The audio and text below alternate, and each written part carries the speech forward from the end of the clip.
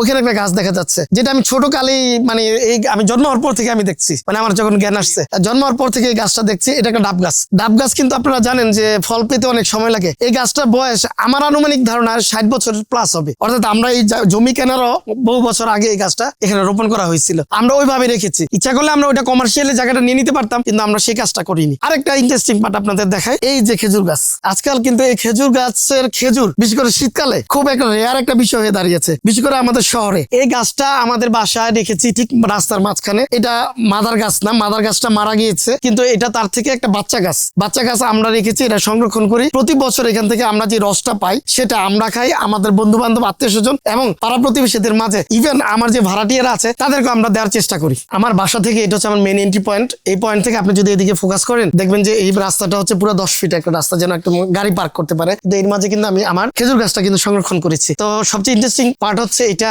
এখানে যেন একটা ওয়েলকাম জানাবে মানুষকে। যদিও এটা ভাড়াটিয়া বাড়ি, আমি চিন্তা করেছি যে ভাড়াটিয়া বাড়ি হলেও জিনিসটা যেন সুন্দর থাকে এবং একটা ছায়াময় পরিবেশ থাকে। তো সেই চিন্তাধারা থেকে ঢুকতেই আমি একটা অংশ রেখেছি, যে অংশটাতে একটা বাগান করেছি। আর এই হচ্ছে আমার সেই বাগানটা। এটার মধ্যে আমি অল্প জায়গাতে অনেকগুলা গাছ রাখার চেষ্টা করেছি। যেমন পেয়ারা, এটা দেশি পেয়ারাও আছে এখানে, কিছু আছে আপনার বিভিন্ন জাতের পেয়ারা আছে। সেই সাথে আমি চিন্তা করেছি কিছু ঔষধি গাছ করা যায় কিনা। এই বাগানের ভিতরে আপনি পেয়ে যাবেন সজনে গাছ, সেই সাথে তুলসী। এই তুলসীটার উদ্দেশ্য হচ্ছে আশেপাশে যারা আছে তারাও এখান থেকে পাতা নিতে পারে। আমার বাসায় যারা ভাড়াটিয়া থাকে তাদের বাচ্চাদের যদি ঠান্ডা লাগে তখন তারা কিন্তু এখান থেকে ইউজ করতে পারে। ওই যে গাছটা এবার নতুন করে ফল দিয়েছে, ওই আম গাছটা থেকে এবার আমি ভালো একটা আম পেয়েছি।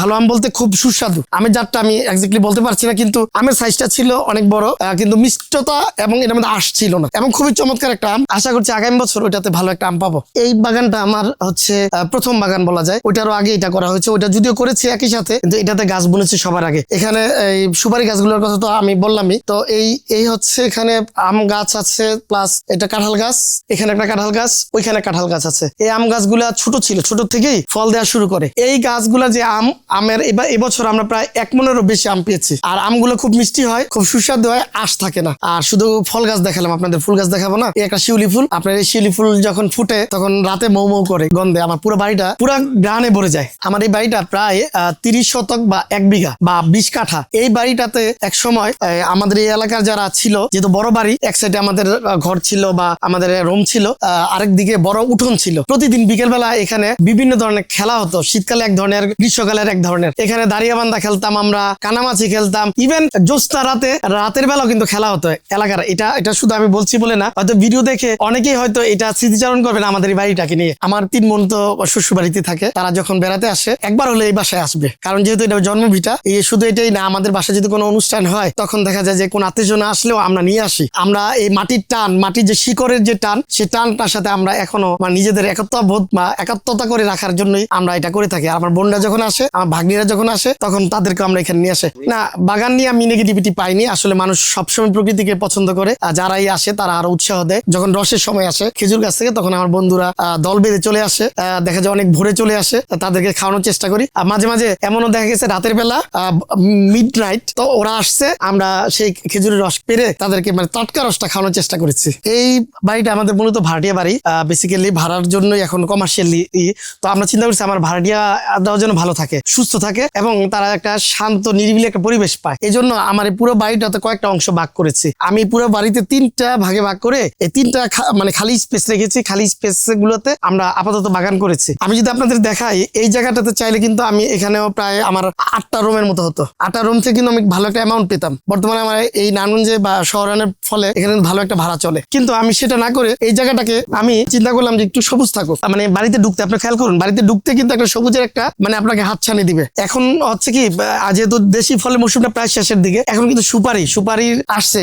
এবছর কিন্তু অনেক পরিমাণ সুপারি আসছে। বেসিক্যালি আমাদের আসলে কমার্শিয়াল চিন্তা ছিল না, সৌন্দর্যটাই মাথায় ছিল, কিন্তু এটা কমার্শিয়াল হয়ে গেছে। এত সুপারি তো আমরা খাই না, বা আমার ঘরে হয়তো এখন কেউ খায় না। আগে আমার মা পান খেত, এখন খায় না। কিন্তু এই সুপারিগুলি এখন বেসিক্যালি আমরা উপহার হিসাবে দেই আমাদের আত্মীয় স্বজনদের, এবং সেই সাথে কিছু বিক্রিও করা যাচ্ছে। আসলে এই সুপারি গাছ মানে হওয়ার আগে আমি জানতাম না যে কাঁচা সুপারির দাম বেশি। আমি ভাবতাম এটা ভ্যালুলেস। যারা সুপারি কিনে তারা মহল্লায় ঘুরার পরে তারা আইসা বলতেছে, ভাইয়া আমরা কাঁচা সুপারিটা নিবো। তাহলে কাঁচা সুপারিটা কেন নিবেন? বলতেছে কাঁচা সুপারিটা মানে ওই পাকা সুপারি চাইতে বেশি দাম। তো পিস হিসাবে ওই কাঁচা সুপারিটা আমরা সেল করতে পেরেছিলাম। সুপারি গাছগুলো আসলে আমি ওই চিন্তা করে বুনি না যে এখান থেকে আমি প্রফিট পাবো, কিন্তু সুপারি গাছ আমার সবসময় ভালো লাগে। অল্প জায়গায় সুন্দর একটা গাছ গাছ হয়, নিচ দিয়ে রং করা যায়, ঠিক আছে, এটা বাড়ির সৌন্দর্যকে আরো বেশি সুন্দর করে তোলে। এই কারণে কিন্তু আমি মূলত সুপারি গাছগুলা লাগিয়েছিলাম। কিন্তু আলটিমেটলি এটা এখান থেকে কিন্তু আমরা যখন ফল পেতে শুরু করলাম তখন দেখলাম এটা একটা কমার্শিয়াল ভ্যালু আছে। কাঁঠাল গাছ আমার এখানে মোট 1টা 2টা 3টা 4টার মতো কাঁঠাল গাছ আছে। ইতিমধ্যে আমাকে এইটা এবং ওইটা, এই 2টা গাছ আমাকে ফল দিচ্ছে। এবছর প্রায় এই 2টা গাছ থেকে 37টার উপরে কাঁঠাল পেয়েছি, এবং এই কাঁঠালগুলো আমার আত্মীয়-স্বজন, বন্ধু-বান্ধব তাদের মাঝে আমরা এটা মানে ডিস্ট্রিবিউট করে আমরা সবাই ভাগাভাগি করে খেয়েছি। না, বেসিক্যালি কাঁঠাল গাছ অনেক বছর পরে ফল দেয় না। কাঁঠাল গাছ হয়তো 3 থেকে 4 বছরের মাথায় কাঁঠাল গাছে ফল আসা শুরু করে দেয়। আমি আমার মার কথা না বললেই নয়, এই বাগান যা দেখতেছেন এর পিছনে পুরো কন্ট্রিবিউশনটা হচ্ছে আমার মায়ের। ওনার উৎসাহে এবং উদ্দীপনায় কিন্তু এই যে সুন্দর বাগান গড়ে উঠছে, এবং উনি সবসময় কৃষিকাজ, বাগান এগুলো খুব পছন্দ করতো, এখনো করে ইনশাল্লাহ, এবং উনি দেখাশোনা করে। গাছ আনার গল্প হচ্ছে, আমি গাছ পছন্দ করি, পরিচর্যা যতটুকু আমি করতে না পছন্দ করি কিন্তু গাছ পছন্দ করি। তো আমার সামনে যত গাছই পড়ে আমি গাছগুলা নিয়ে আসি। এখানে যে গাছগুলা দেখতেছেন ম্যাক্সিমাম মানে 90% গাছ হচ্ছে আমার হাতের আনা।